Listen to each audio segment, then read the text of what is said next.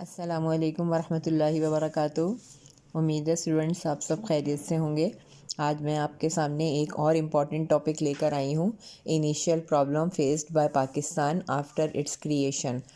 پاکستان جیسے ہی جب قیام ہوا تھا پاکستان کا، تو اس وقت جو پاکستان کو پرابلمس فیس کرنی پڑی تھیں ان کے بارے میں ایک سوال ہے جو 10 ایئر میں بہت زیادہ آیا ہوا ہے اور بار بار پوچھا جاتا ہے، اور اس میں جو ہے میں آپ کو بتاؤں گی کہ کون کون سی پرابلمس تھیں جو فیس کرنی پڑیں پاکستان کو۔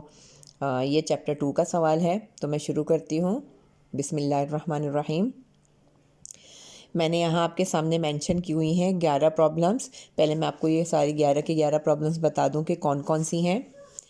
یہ ہے ہماری پہلی لیک آف ایکسپیرینسڈ پرسنل، اس کے بعد ہے آفیشیل اکومنڈیشن، پھر کانسٹیٹیوشنل پرابلمس، پھر یہ میرا بیچ میں ایک پوائنٹ رہ گیا تھا تو میں نے بیچ میں لکھ دیا ہے کشمیر ڈسپیوٹ، اس کے بعد تھا ریفیوجی اکومنڈیشن، اور number 5 canal water dispute, number 6 distribution of assets, اس کے بعد ہے geographical and defence problem, then اس کے بعد آتا ہے اکنامک ایشوز، اس کے بعد لینگویج پرابلم، اور اس کے بعد سب سے لاسٹ میں ڈیتھ آف قائد اعظم۔ تو یہ وہ پرابلمس ہیں۔ اب میں ان کو ایک ایک کر کے آپ لوگوں کو آپ کے سامنے ان کو میں بریف کرتی ہوں۔ سب سے پہلے ہمارے پاس آتی ہے لیک آف ایکسپیرینسڈ پرسنلز، یعنی آپ یہ دیکھیے کہ جس وقت پاکستان کا قیام عمل میں آیا اور پاکستان جو ہے وہ بنا، تو اس وقت سب سے زیادہ ایکسپیرینس لوگوں کی یہاں کمی تھی۔ آپ کو پتہ ہے نا، کسی بھی ملک کو چلانے کے لیے ایکسپیرینس لوگ کی ضرورت ہوتی ہے، جن کے اندر اسکلز ہوں ایک ملک کو چلانے کی۔ تو ایک بہت بڑی کمی تھی جو پاکستان کو فیس کرنی پڑی تھی، کیونکہ پاکستان کے پاس ایسے لوگ نہیں تھے جن کے اندر تجربہ ہوتا۔ آپ کو پتہ ہے کہ پاکستان بننے سے پہلے مسلمانوں کو کہ بہت حق تلفی کی گئی اور مسلمانوں کو کسی بھی فیلڈ میں آگے نہیں آنے دیا گیا۔ یہی وجہ تھی کہ ان کے اندر یہ اسکلز کی کمی رہ گئی تھی۔ نمبر 2 پہ ہے آفیشیل اکومنڈیشن۔ اس کا مطلب اس میں آپ یہ بتا سکتے ہیں کہ پاکستان کو جو دوسری بڑی پرابلم تھی، ظاہر ہے جب ایک ملک بن جاتا ہے، آپ دیکھیں چھوٹا سا بھی اگر ایک دفتر بنایا جائے نا، کوئی بھی آپ انسٹیٹیوٹ قائم کر رہے ہیں، تو اس کے لیے بھی آپ کو ایک دفتر کی ضرورت ہوگی، ایک آفس کی ضرورت ہوگی، اس میں کام کرنے والے ورکرز کی ضرورت ہوگی۔ تو اتنی بڑی مملکت جب بنی تھی، پاکستان کی جو مملکت تھی وہ جب بنی تھی، تو اس وقت بھی ضرورت تھی دفاتر کے لیے۔ نہ ہمارے پاس بلڈنگز تھیں، نہ ہمارے پاس فرنیچر تھا، نہ ہمارے پاس اسٹیشنری تھی۔ تو یہ وہ پرابلم تھی جو بہت بڑی پاکستان کو فیس کرنی پڑی کہ ان کے پاس ان سب چیزوں کی کمی تھی۔ کانسٹیٹیوشنل پرابلم، کانسٹیٹیوشنل جتنے بھی کانسٹیٹیوشنز اب تک بنے تھے پاکستان بننے سے پہلے کے، وہ انڈیا ایکٹ کے تحت تھے۔ انڈیا ایکٹ جو تھا وہ 1935 والا جو انڈیا ایکٹ تھا وہ چلتا آ رہا تھا جب 1947 میں پاکستان بنا، ٹھیک ہے۔ تو 1935 کا جو انڈیا ایکٹ تھا اس کو، اور 1947 میں جو مسلمانوں کے لیے قوانین بنائے گئے تھے، ان میں تھوڑی سی تبدیلی کی گئی، اور پھر فوری طور پر جو ہے وہ پاکستان میں اس کو لاگو کر دیا گیا، تاکہ فوری طور پر جو ہے وہ پاکستان جو ہے اس قابل ہو سکے کہ ایک اپنا مطلب اپنے قدموں پر وہ کھڑا ہو سکے۔ لیکن اس میں پھر کوشش بہت زیادہ کرنی شروع کری انہوں نے کہ ایک کانسٹیٹیوٹ بننا چاہیے، پاکستان کا کانسٹیٹیوٹ ہونا چاہیے۔ تو پھر 1956 میں پہلا کانسٹیٹیوشن پاکستان کا بنایا گیا۔ اس کے بعد آ جاتا ہے کشمیر ڈسپیوٹ۔ جب ہمارے ملک کو تقسیم کیا گیا، ہندوستان سے الگ کیا گیا، تو اس میں یہ طے کیا گیا تھا کہ جن علاقوں میں مسلمانوں کی اکثریت ہے، میجورٹیز ہیں، وہ پاکستان کو دی جائیں گی، اور جو مائنورٹی والے علاقے تھے وہ ہندوؤں کو دیے جائیں گے، یعنی ہندوستان میں اس کو شامل کیا جائے گا۔ تو اصول کے مطابق کشمیر بھی وہ علاقہ تھا جہاں مسلمانوں کی اکثریت تھی، لیکن ہندوؤں نے اس بات کو ایکسیپٹ نہیں کیا، اور کشمیر کے بارے کو بیچ میں لٹکا دیا، اس کے بارے میں کوئی فیصلہ نہیں کیا، یہاں تک کہ آج بھی وہ کشمیر ڈسپیوٹ جو ہے وہ بالکل ایز اٹ از اپنی جگہ پر قائم ہے۔ اس کے بعد آ جاتا ہے ریفیوجی اکومنڈیشن۔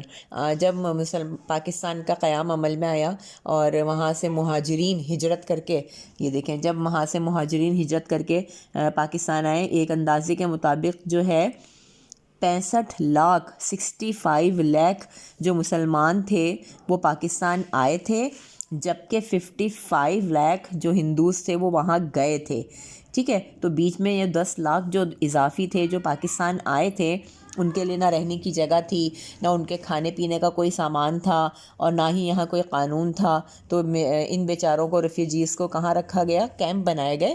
ان کیمپ کے اندر ان کو فوری طور پر جو ہے سایہ دیا گیا، ان کو رہنے کی جگہ دی گئی، ان کو پناہ دی گئی. یہ بھی ایک بہت بڑا مسئلہ تھا جو پاکستان کو فیس کرنا پڑا. Canal water dispute. Canal water dispute 1 April کو، ٹھیک ہے، 1 اپریل کو انڈیا نے پاکستان آنے والے جو دریا تھے نا، کینالز وغیرہ جو تھیں، ان کا پانی روک دیا. اور آپ یہ دیکھیں، اپریل کے فوری بعد اپریل وہ مہینہ ہوتا ہے جب فصلیں جو ہیں وہ پوری طرح تیار ہوتی ہیں اور پانی کی بہت زیادہ ضرورت ہوتی ہے. تو ایسے وقت میں انڈیا نے جو ہے پاکستان کے لیے پانی کو روک دیا، اور پھر ہمارے لیے جو فصلوں کا وقت تھا وہ ہمارے لیے بہت مسئلے والا وقت ثابت ہوا. پھر آخرکار 1960 میں مستقل طور پر جو ہے نا یہ مسئلے کو حل کیا گیا، سندھ طاس معاہدے کے نام سے، انڈس بیسن ٹریٹی کے نام سے جو ہے اس کو حل کیا گیا. اور یہ جو حل کیا گیا تھا، عالمی بینک کو جو ہے، ورلڈ بینک کو بیچ میں ڈالا گیا تھا، تب یہ مسئلہ حل ہوا تھا. اس کے بعد جو ہے ہمارا پوائنٹ آ جاتا ہے جغرافیکل اینڈ ڈیفنس پرابلم.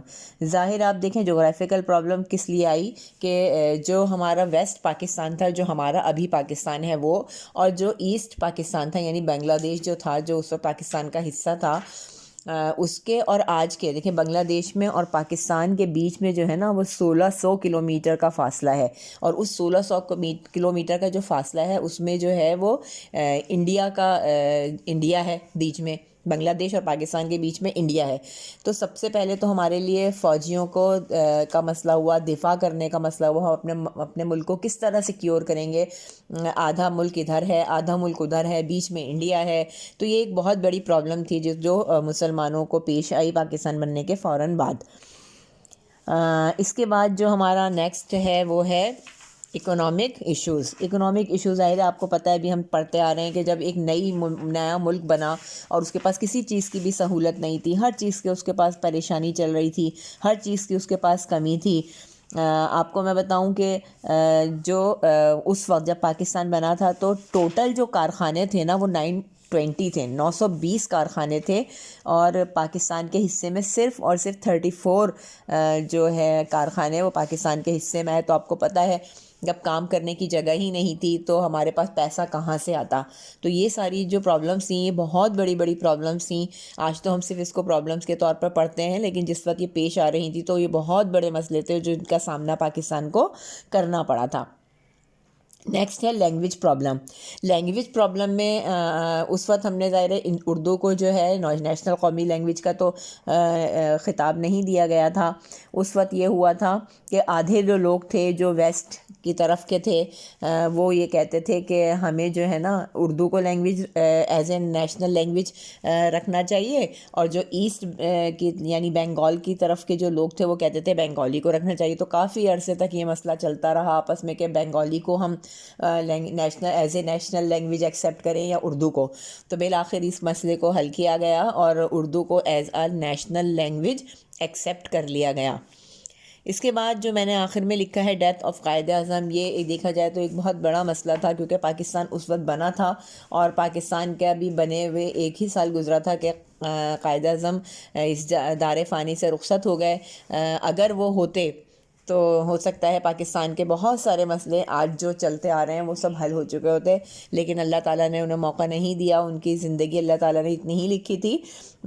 یہ پاکستان کے لیے ایک بہت بڑا نقصان تھا، بہت بڑی پرابلم تھی یہ، کیونکہ پاکستانی جو تھے وہ ایک بہت بڑے لیڈر سے اور بہت بڑی لیڈرشپ سے محروم ہو گئے تھے. اور آج تک یہ سارے مسئلے ہمارے سامنے ہیں. اگر دیکھا جائے تو آج تک یہ مسئلے چلے آ رہے ہیں. ہمارے پاس جو ہے ان کو حل کرنے کے لیے کچھ مسائل ہیں جو ہم حل کر چکے ہیں بہت حد تک، لیکن کچھ مسائل ایسے ہیں جو ابھی تک ویسے ہی چل رہے ہیں. تو امید کرتی ہوں کہ یہ جو میں نے تھوڑا سا آپ کو انٹروڈکشن دیا ایک پوائنٹ کا، تو آپ کو سمجھ میں آیا ہوگا. آپ مجھے ضرور بتائیے گا، اگر کچھ بھی سوال پوچھنا ہو، کوئی ٹاپک آپ کو ایکسپلینیشن چاہیے ہو تو آپ مجھے ضرور بتائیے گا، میں انشاءاللہ اپنے طور پر آسان ورڈنگ میں آپ کو یہ سمجھانے کی کوشش کروں گی۔ یہ میں نے ہیڈنگز لکھی ہیں، 11 ہیڈنگز بن رہی ہیں، اور ان ہیڈنگز کو ہی آپ اگر بورڈ کے لیے پریپیئر کریں گے تو آپ کا سوال بہت اچھا تیار ہو جائے گا، کیونکہ یہ لانگ میں سوال پوچھا جاتا ہے، اور یہ میں نے 11 ہیڈنگز آپ کو دے دی ہیں۔ ایٹ لیسٹ اس کے اندر سے اگر آپ 9 ہیڈنگز بھی لکھ لیں گے تو آپ کا بہت بہترین سوال تیار ہو جائے گا۔ امید کرتی ہوں آپ کو لیکچر سمجھ میں آیا ہوگا، دعاؤں میں یاد رکھیے گا۔ اللہ حافظ۔